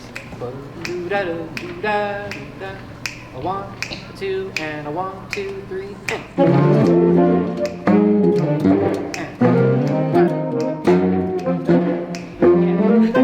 So the exaggeration was great. I think that we can dial back how soft we get on the other stuff. So bring everything up a little bit, and I think we could just use more volume overall. Like when we play a horn, we're all horn players. I know it's not like French horn, but like trumpet, trombone, saxophone, they're all wind instruments, and the amount of air that you need to put into them is not normal. You know, it's not like when you're breathing now. Like how you're breathing now is normal, at least unless you're like not breathing normally.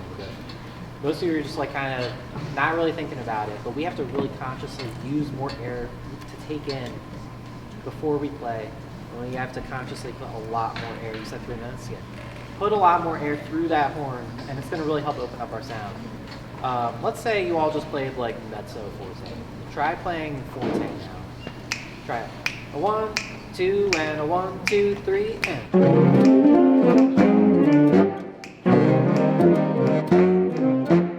I think you're playing the lead alto part, right? Cool. I could use like even more volume from you. Try one more time, just a little bit more lead alto this time. 1, 2, and a 1, 2, 3, and.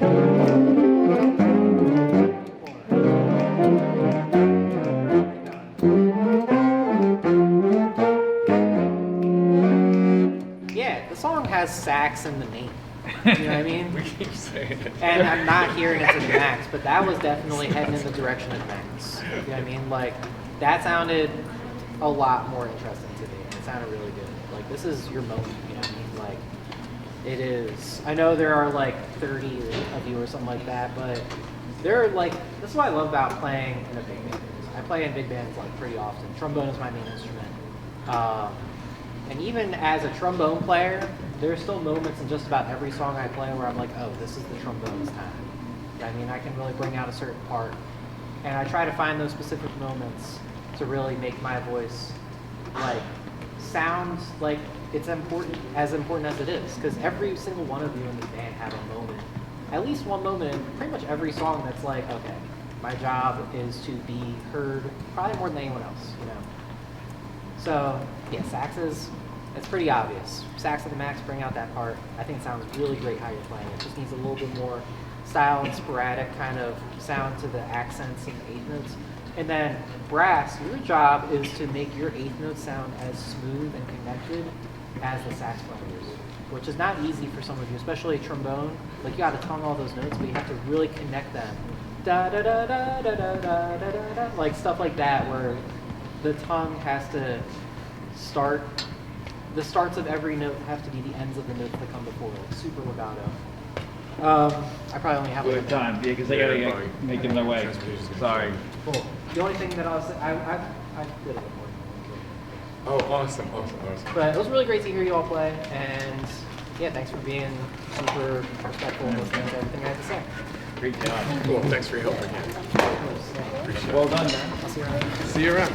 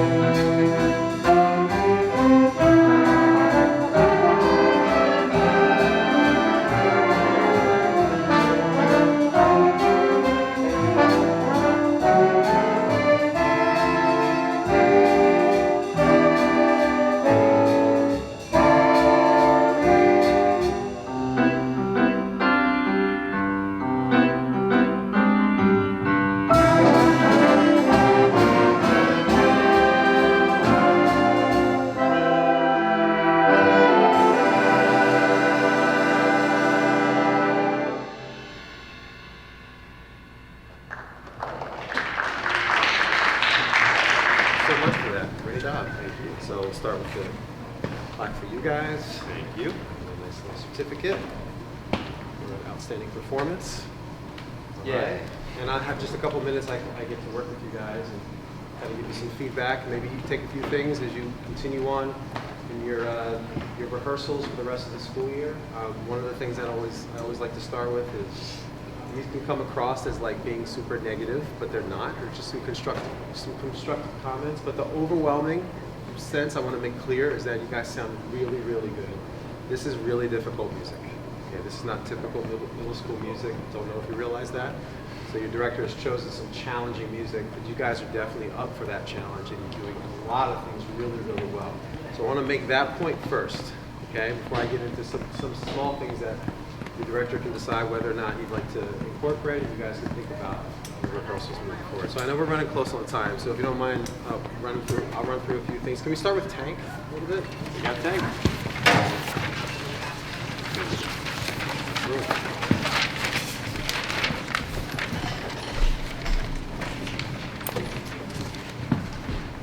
So difficult rhythms, yes, in this song, difficult articulations. Can you remind me of the tempo that you take this at? Thank you. Can you just start from the top and I'll stop and start it again?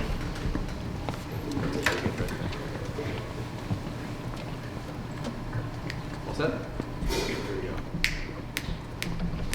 1, 2, 1, 2, 3.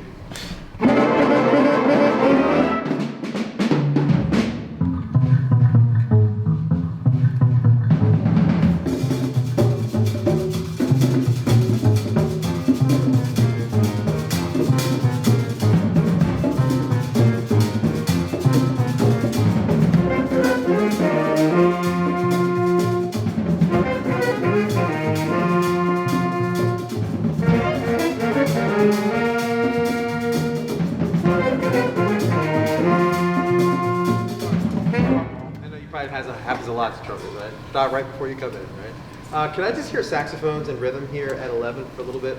I want to slow it down just a little bit and kind of focus on the articulation for just a moment. I think you're at the point where the things I'm talking to you about are nitpicky kind of stuff. It's not like overarching concepts. You got the concepts. By the way, the intro is super solid. Sound really good. Bass, you're fantastic on the upright bass. The rhythm section, all of you guys are contributing. It's a really solid in the way you build on that intro and leading into the horns. Really great job. I'm just nitpicking here. So we can afford to kind of maybe accent a little bit more of the articulations and the accents that are indicated in the sax parts. But before we do that, because it's so fast, let's just slow it down and see what we're doing. Okay? So just a little bit. Do da do da do da da da.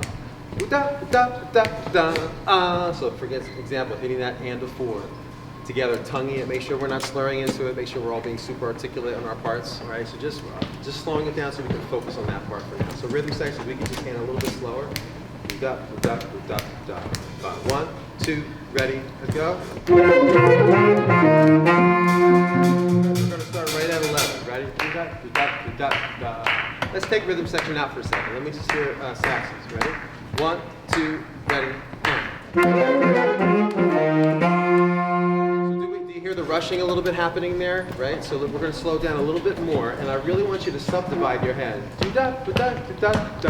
And make sure we're not rushing into the and of 4 before we need to get there, okay? If we can play, the mark of anything is whether you can play at any tempo, right? So fast, the faster you go is great, but you should be also able to slow a tempo down and be able to play rhythmically accurate as well. So we're going to slow it just to focus on some articulation. It's a great thing I like to do, especially in the time of the school year where it's like we're really getting into things, and it's like, well, let's slow it down, make sure we still have the concept of articulation down. So here we go, right from there, 11 saxes.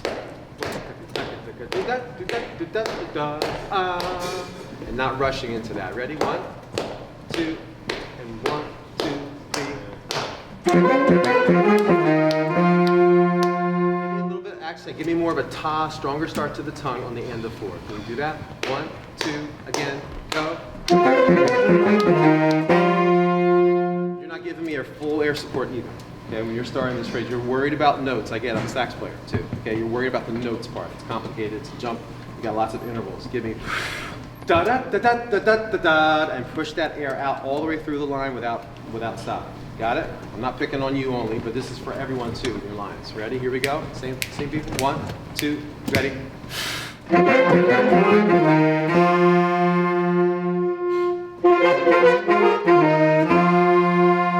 Starting to clean up a little bit. Can we all join them on that? 11? Or even a little bit slower. 1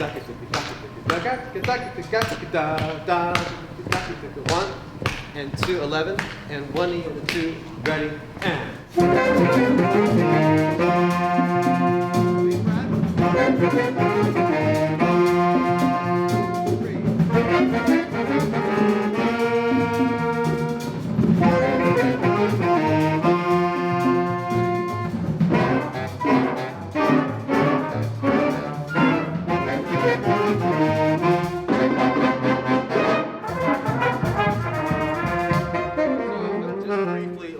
The same concept, but now when you come in with the brass parts, really feeling that subdivision of the 16th note, so we're not going too fast. And if you get it at the slower tempo, you will naturally get it as you get faster. So let's just hear a little bit of that, just the horns, no measure 19, no rhythm right here, just to kind of focus in on this articulation. Again, I'm nitpicking. Okay, I'm nitpicking right now because you're doing a great job. So here we go, 19. Can you give me 16th notes on the hi-hat? Closed hi-hat, ready? 1, 2, 1 E and the 2 E and the ready and the go again.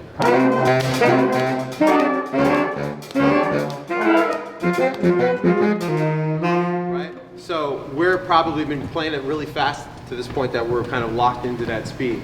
Let's really try to subdivide. I got like a minute, right? Yes? Somewhere. Probably got less than that. Ready? Did you hear how we were rushing?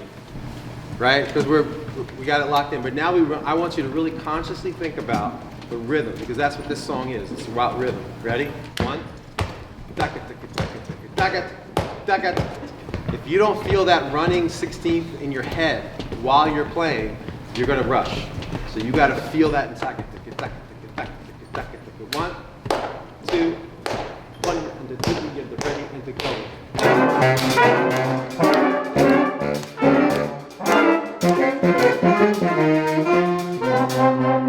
Is that all the sound you have for me? Or are you worried about the notes? Oh, they can play out. Can you play loud? Like, give me like a full ba-da, da-da. Give me super quick breath. Da-da, and really have the pressure win right on the tip of your tongue when you play that first note. Da-da, da-da, and give me some power. Let me hear you trumpets. Ready? Right there, trumpets. 1 E and a 2 E and they're ready.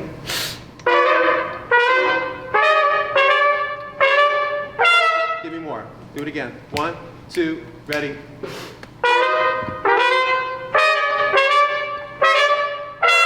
Yeah, it's getting there. So I could go on and on and on and piece it apart, but this is the concept I would work on if I had you guys, and I'd be really fortunate to be able to work with you guys. Your director's very fortunate. He's been doing a great job. So with the time you have left, take this challenging song, and which you're doing a great job, slow it down. Work on re-familiarizing yourself with exactly how you're supposed to articulate, using your air properly, playing fully, playing through your phrases, because if you could do it slow and then go back and bring it faster and faster, you're going to be just even more solid as we move forward. Yeah. Okay? Hopefully that makes sense to everybody. But great solid job from everyone. I know I focused on only a couple things. Oh, we decided back there to give the MVP award to our alto sax soloist in both songs. So congratulations. Good job, Lohit. Otherwise, I wish you guys good luck the rest of the year, whatever performances you have left. So, what do we all say? All right. Thank you. All right. Great meeting you. So much. Take care. All right. Cool. Are we?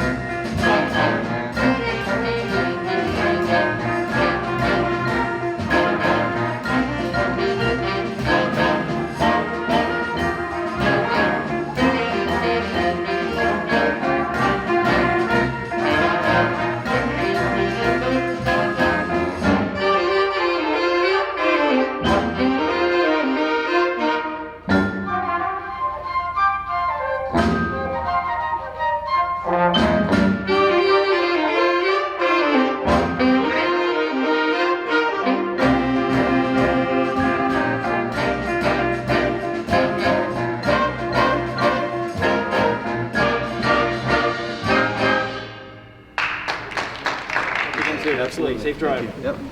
My name is Mr. Nick Lombardelli. It's my first year here at the Monroe Township Middle School Jazz Fest, so it's been a really cool day so far. I definitely was super impressed with a lot of stuff I heard from you all today. Mr. Radner did not pick the easiest of music for you all, but he did a great job with it. I think the main thing just across the board that I heard is, I'll start with a good thing. It's mostly good things. I feel like everyone individually is really well prepared on their parts. Like, it sounds like everyone knows their parts really well. Except I can see some faces, and some faces are like, really? But I feel like everyone executed and played their parts correctly really well, which was nice. And I think that as sections, you play really well together. You know what I mean? It's really nice. And here's the main thing that I heard was that I feel like there are the horns and then there are the rhythm section. And I feel a disconnect sometimes between you all. Does anyone feel like a horn player and it's tough to follow the rhythm section sometimes? Or does anyone feel like a rhythm player and feel like, oh, the horns are playing something that sounds different from what I'm playing? That's at least what I heard from a football field away back at the back of the auditorium. I think I want to start with Manteca because in Manteca, this song in particular, the rhythm section, does everyone know what I mean when I say rhythm section? Yeah. Drums, percussion, guitar, bass, vibraphone. How many rhythm section people do we have? Like 6 or 7 of you? It's a good amount, yeah. I feel like the rhythms that you're playing are very constant throughout the song. A lot of the same thing over and over again. The fancy music word for a rhythm that repeats over and over again is called ostinato.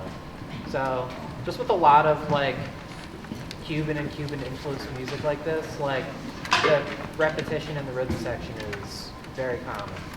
And the thing is that what rhythm section is playing is very different from what horns are playing rhythmically. And I think that if we all kind of feel the same strong 1 and 3, like beat 1 and beat 3 throughout, it's going to make everything work a little bit better together. So I almost wish I had like a cowbell or something. There's one back there, Darren. Yeah. Come on up with the cowbell, bud. Yeah. Your services are needed. So cowbell is actually like pretty prominent in this kind of music too. Like, do you think you could play your part from all the way up here, even though the rest of your bandmates are back there?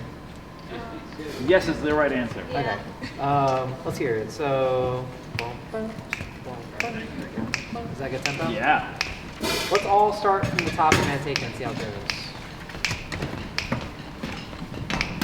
You have a trombone bass double. That's really cool. They both swap.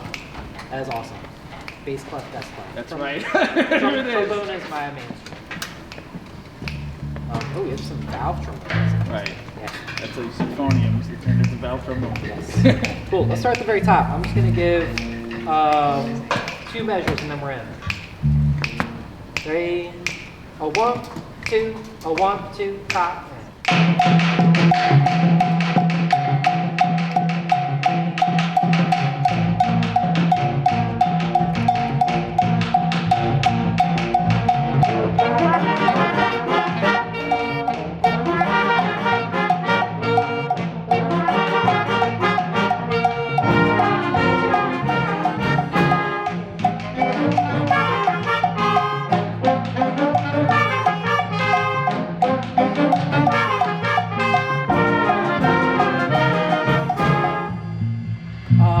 Horn players, is it a little bit easier to hear the time with the cowbell like right in front of you? Yeah. So, here, can I do that? I'm like not a professional cowbell player by any means. Actually, I think we want a little bit of a bigger one to do like the cowbell part that like the bongo player would play in salsa stuff. Well, let's all take it from like measure 9. And I'm just gonna play this, it might be even louder. But I'm gonna put extra emphasis on beats 1 and 3. Bong, beat, bong, beat, bong, beat, bong, And we'll see, hopefully you all can hear me from this far away, but let's see if it helps. Right at measure 9. A 1, 2, a 1, 2, ready, and.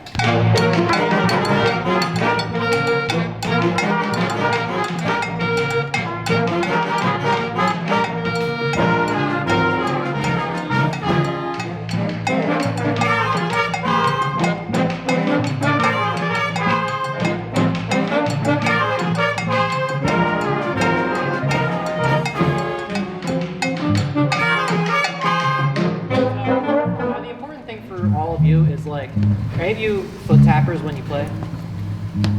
I think if I'm tapping my foot on the song, I'm literally just tapping beat 1 and 3. I'm not going 1, 2, 3, 4, 1. I think it might kind of weigh me down a little bit and make me slow down my part if I'm thinking ba da da da da da da da da da. I want instead ba da da da da da. Yeah, good job. Thank you for volunteering. Yes. You can leave. You're dismissed. Right? You have 3 minutes. Yeah. So I think like just big beat 1 and 3 in this song, and like listening in so much to the rhythm section. And if I'm a rhythm section player, like I'm prioritizing just keeping a steady groove, especially if I'm playing drums. Like you're doing a great job of playing the parts that are on the page on the drums, but sometimes like you listen to songs that have drums on them and they're just rocking out on a groove, you know what I mean? It's like, this is so different from the drums that I hear in other music. It's because it doesn't always translate well to the page. Like, if you just prioritize keeping a steady groove and playing a beat that feels good to play, then that's gonna kind of help glue things together a lot of times. Which I think I wanna talk about really quickly with 1 o'clock jump. 1 o'clock jump, I think, again, everyone played their parts really well. The one thing that I wanted to hear a little bit more of is the swing style. You know what I mean? It is not easy to take notes and rhythms on the page and make it sound stylistically a certain way by adding more than what's just on the page. And I think that for rhythm section in particular, it's a lot of quarter note, quarter note, quarter note, quarter note. You're in quarter note city. I think that it starts with emphasizing, this is going to be the opposite of Manteca. We're going from emphasizing beats 1 and 3 in Manteca to now we're emphasizing beats 2 and 4. You know what I mean?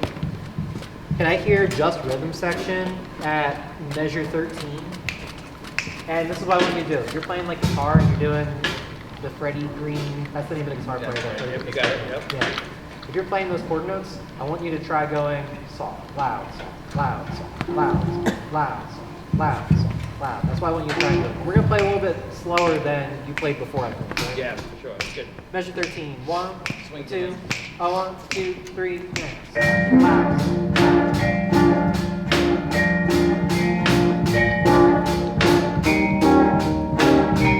Yeah, just that. We get a little bit more of the swing feel, in my opinion. You know what I mean? Can we take it, everyone, at measure 13, and we'll try at tempo, but I want you two to really bring that out. You know what I mean? What tempo were you playing this at? Cool. Let's do everyone measure 13 and rhythm section again. Really, even on the hi-hat too, you can do the same thing. Soft, loud, soft, loud, soft, loud, soft, loud. You know what I mean? Measure 13. 1, 2, 1, 2, 3, 10.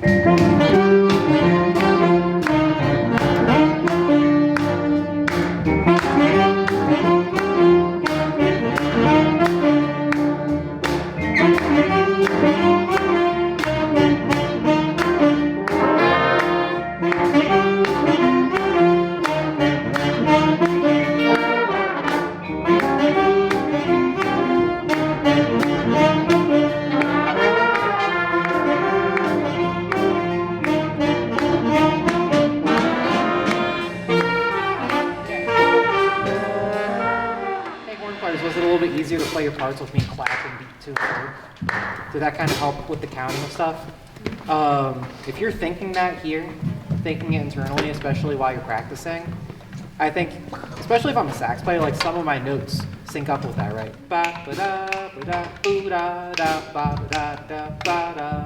So every now and then, you play a note that's on that beat, and that's what makes this music sound different from other styles of music. It's really that emphasis on 2 and 4. That's why when Mr. Wagner counting the tune, he probably snaps his fingers on 2 and 4. Unless you don't do that. No, I do. Okay. That's legit. And even it might be a good thing to just practice everyone going like one. Who here can snap their fingers? Who here can't snap their fingers? I literally taught myself how to snap my fingers when I was like 17, so you still got time. Yeah. A lot of trial and error. Yep. Maybe it would be good practice for everyone to just do this together and like Yeah, literally counting out loud, going 1, 2, 3, 4, 1, 2, 3, 4, 1, 2, 3, 4. Because if you're all thinking that together, then I think it's going to come through in the music. Yeah. Yeah. Does anyone have any questions for me? Do you know who this is? I do. Jazz I saved the pretty reserve. often. I saved the reveal for them because they were very familiar with your sister, but I didn't feel like I would throw Oh yeah, you under the bus there. I'm Miss Costantino's sister. Or Brother, I'm Miss right, Costantino's right. brother. Yeah. She's my sister. That's the way it works. Yeah. Good connection. But he's his own extremely established musician. But he's tremendous. I don't think that's that true. way. Yeah. She's sneaky good at everything. That's right. Are you the brother that wrote the Super Bowl thingy? That is me. Uh-huh. Yeah. Now you get extra pull in there. All right, can we say thank you to Mr. Lomadelli? Thank you. Yeah, thank you for waiting all day to play. You want to give anyone? Yes. Oh, who took One that? more. Who took that clarinet solo? Obi right over here. Oh, actually, there are 2 clarinet solos. So Obi did kick it, and Joel